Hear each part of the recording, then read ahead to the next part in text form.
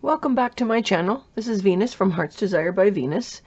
And today I'm just going to go over a couple things with you. I'm working on a new project right now using some kits from LineDotArrow. I'm making a flower press journal. So I'm kind of messing with this concept. She's got a beautiful kit out there that I'm using right now. I'll put the link for her kit below. But I'm looking for a couple of different things. Now, in the middle of here, my journal that I'm working on, this is just one of the signatures that I'm playing with. I wanted an envelope in the middle. So I've got an envelope here that I opened up and put in the middle.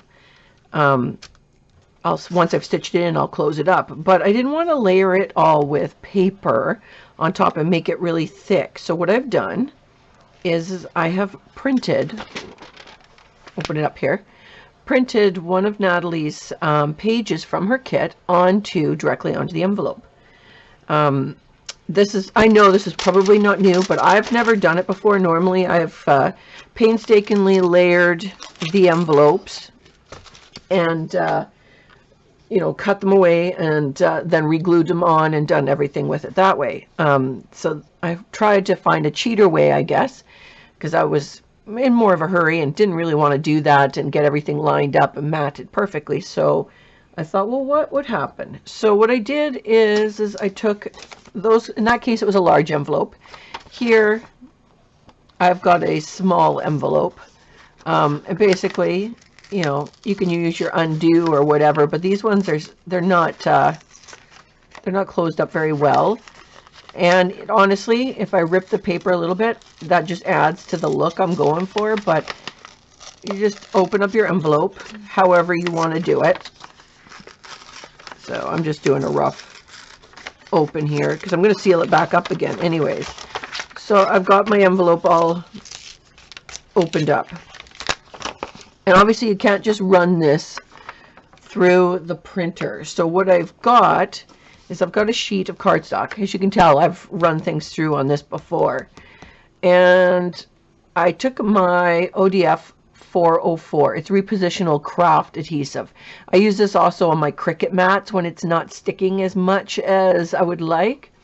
And basically, you just spray it on your envelope here on the side that you don't want printed on, which would be the inside. And then I'll pretend I did it. And then I put it on. I use my brayer and just make sure it's nice and smooth. And then I'll run it through my printer. And so here's one that I have done, which you can't really tell at this moment. But here you go. This is my envelope here. And yeah, you got to go slow at first for the repositional. This was the first spray of it. As you can see, you peel it all away and you've got your perfectly done envelope to reset. And now I don't have to worry about matting it, getting it even, because I'm not the most precise person. Slowly pull it away. After a couple of sticks, it doesn't stick nearly as much as this. This was the first spray on this one. So you can see.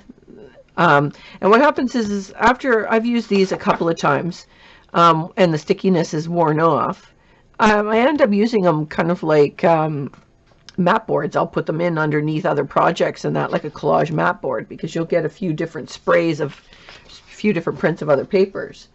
So this is my envelope here. So now fold my envelope back up to put into my work. You seal it all back up again. And you can see you've got this perfectly printed envelope that matches your paper, or even if it's for something else. Like, look at that. Isn't that awesome? No more fuss, no muss, no cutting, anything. You just deconstruct it, put it all back together. So while I was on that, I'm like, well, I want some other kinds of paper for this journal. So what I did is I took a paper bag, just a regular old lunch bag. I don't have any right now on hand, of course, because I cut them all up. But I just cut up my lunch bag, opened it up, cut it up to make an 8.5 by 11 sheet.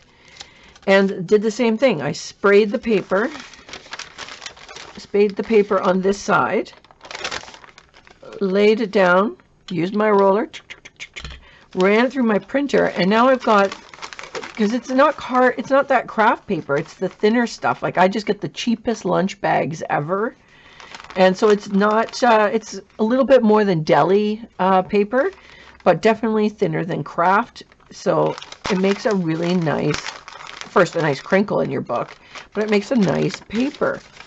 And then, so what else I've done with that is I thought, well, you could make all kinds of inserts for your envelopes and that. So I have a page here that I used. I just cut out a small piece and ran it through my printer. Isn't that beautiful? Like, that image looks so good on that.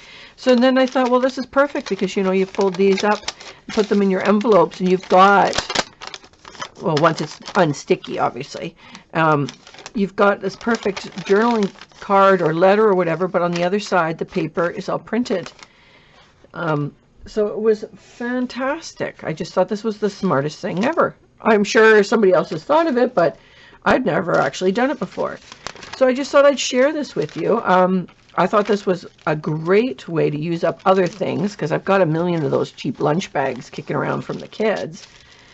But this way too, my envelopes are perfect every time. So for these ones here, this is another one of those envelopes. I've left it open because I'm going to stitch it. But, you know, I've got these old paste. This one's an old paycheck envelope. And I printed it. And all I did is it will print on the vellum. I just wiped that off with a tissue or a cloth so that it comes off. And then what I did, you could print on the inside if you wanted, but I cheated. I just lined the front part here with a piece of coffee stained paper. I had an extra offcut, and then I just made sure I had a piece here so that when my envelope is folded over, you don't see that weird pattern in there. You see a piece of coffee dyed paper.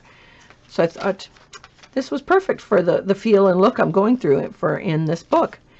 Anyways, it's just a quick video today. I thought I would pass this on, something new to me. If you like this video, please hit that like button. Don't forget to subscribe. I will also have in the comments below a coupon to LineDotArrow. If you're interested in that digital kit that I am currently working on in this series of videos, I'll add that coupon down below as well. Thanks for hanging out with me. Have a great day.